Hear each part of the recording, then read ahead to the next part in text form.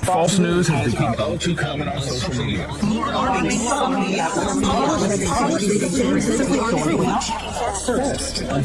some members of the media push their own personal bias and agenda to control exactly what people think, and this is extremely dangerous to our democracy.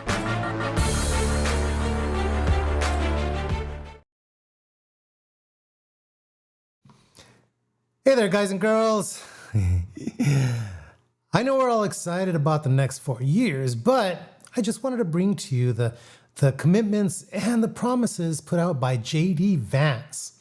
And the reason why this is as important as what Trump has to say is because J.D. may be running for president once Trump is done his 4 years.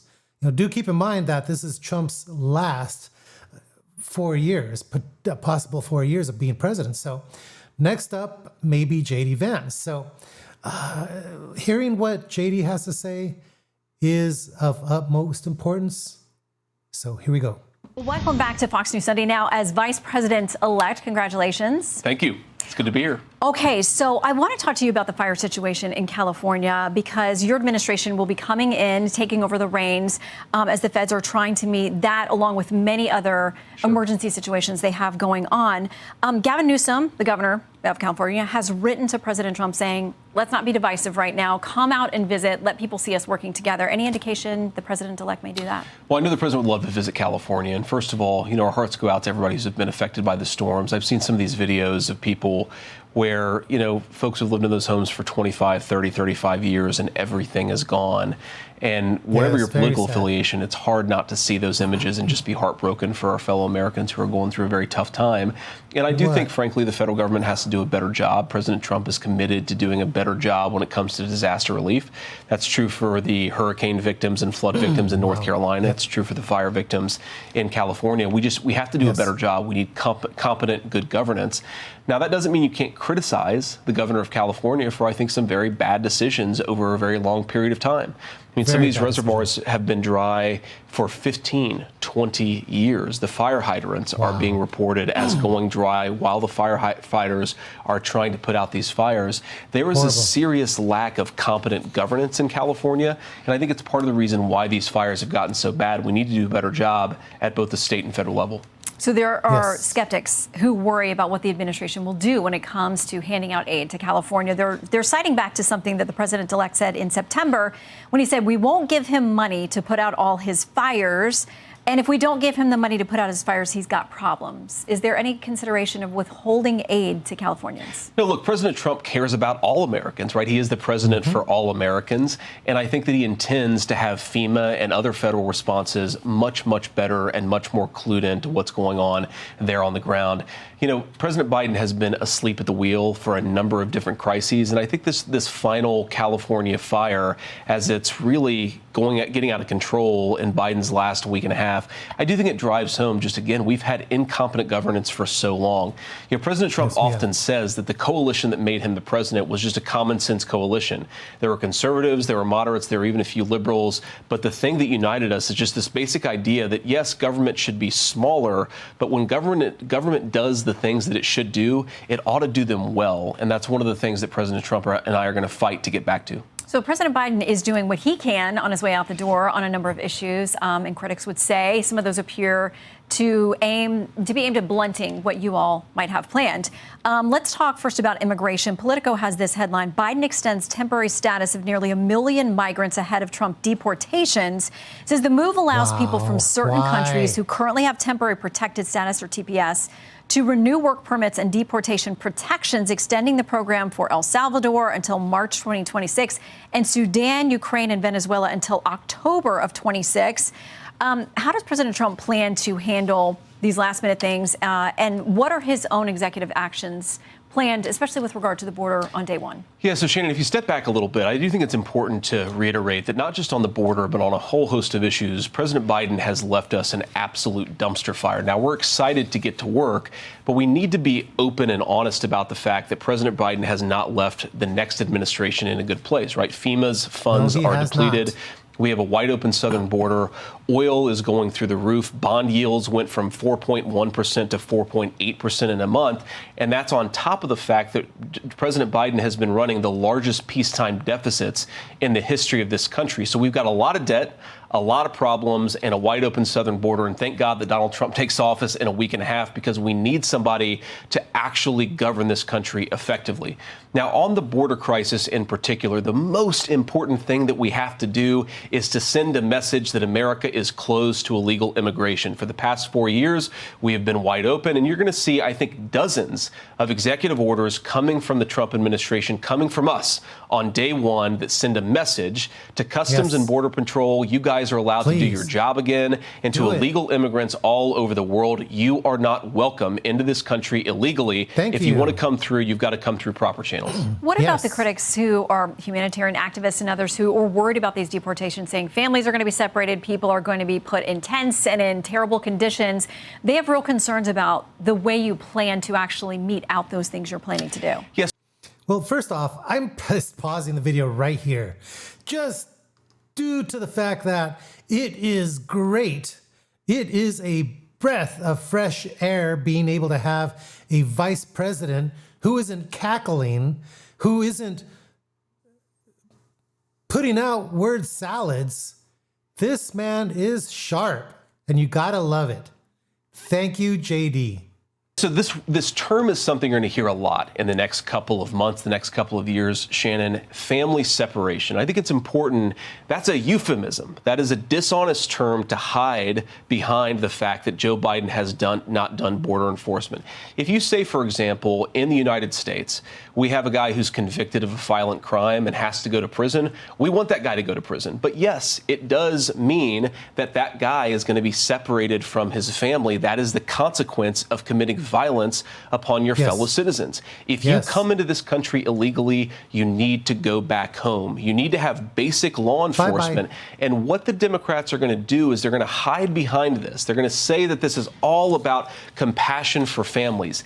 It is not compassion to allow the drug cartels to traffic small children. It is not compassionate to allow the worst people in the world to send minor children, some of them victims of sex trafficking, into our country. That is the real humanitarian crisis at the border. You're not going to exacerbate it through law enforcement. You're going to fix it through law enforcement, and that's what Donald Trump is going to do. But fair to say. Yeah. So where was the Me Too movement when it came to this whole deal? There were so many women and children that were raped. Where was the Me Too movement? Huh? Those egregious things that you cite that I would think all Americans are against. Sure. That's a small fraction of the millions of people who are here, who have built lives. Many of them have been here for decades. So you do have hundreds of thousands, maybe even 1 million people who, in addition to crossing into the border illegally, have also committed some measure of violent crime. So it's actually a very large number of people, Shannon. And the point is that if you want to fix the overall border crisis, you have to engage in law enforcement. We can't buy into this lie, really, from the extreme left, because I agree with you. Most Americans want common sense border enforcement. We can't buy into this lie that law enforcement at the American southern border is somehow not compassionate to families who want to cross illegally. Our number one responsibility is compassion to our fellow Americans, and that starts with enforcing the southern border. You cannot have a country of law and order, of stability, of basic good governance unless you get control of what Biden has left us at the American southern border, and President Trump is committed to doing it on day one. You talk about what he's left on the border. He wants to talk about what he's left you on the economy. There was a robust report out of December on jobs. Unemployment down to 4.1%. President Biden says his policy decisions are finally paying off. Here's a bit of more he said on Friday. Sure. After decades of trickle-down economics that primarily benefited those at the very top, Kamala and I and our administration have written a new playbook that's growing the economy from the middle out and the bottom up, that benefits everyone. Really? The new playbook is working. Okay, so the December numbers were good. What kind of credit do you give him? Well, look, first of all, I wish Joe Biden all the best, but the fact is, he has left us dumpster fire, not just at the border, but also with the economy. First of all, we know that prices are way too high for many Americans. We have to work every single day to stabilize prices for American families. But Shannon, everything that he's bragging about ignores the fact that he has added trillions and trillions of dollars to the federal debt during a time of peace. He has left us with bond yields, meaning how are we going to finance that debt? We have to sell Treasury bonds. And the Treasury bonds have gotten more expensive because of Joe Biden's policies. So you go issue after issue. Oil prices are now shooting through the roof in the final 2 months of Joe Biden's administration, in part because of decisions that Joe Biden has made over the last few weeks.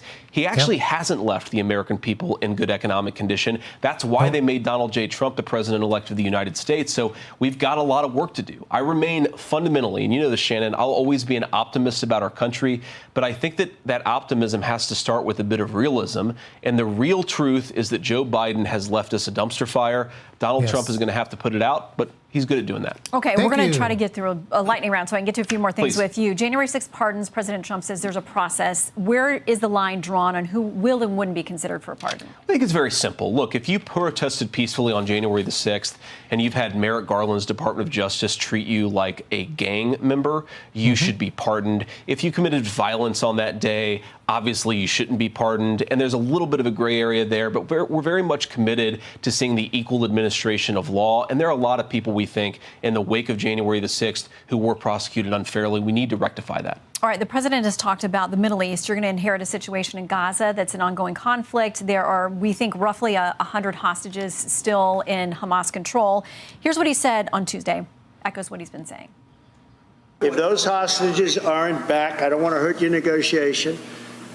If they're not back by the time I get into office, all hell will break out in the Middle East. Can you elaborate? And it will not be good for Hamas, and it will not be good, frankly, for anyone. What does that mean practically? All hell's going to break loose. And any updates, Steve Witkoff, back over in the region trying to negotiate a deal? Yeah, so first of all, Steve Witkoff is a great guy. He's doing a great job over there. And I think the president, if you talk to world leaders, it's very clear that President Trump threatening Hamas and making it clear that there is going to be hell to pay is part of the reason why we've made progress on getting some hostages out. We're hopeful there's going to be a deal that's struck towards the very end of Biden's administration, maybe the last day or two. But regardless of when that deal is struck, it will be because people are terrified that there are going to be consequences for Hamas. Now, what does that look like? I think, number one, it means enabling the Israelis to knock out the final couple of battalions of Hamas and their leadership. It means very aggressive sanctions and financial penalties on those who are supporting terrorist organizations in the Middle East. It means actually doing the job of American leadership, which Donald Trump did very well for 4 years, and he's going to do very well for the next 4 years. What's the deal with Greenland and the Panama Canal? Are we using or considering use of military force in any of those situations? No, look, we don't have to use military force, Shannon. The thing that people always ignore is we already have troops in Greenland.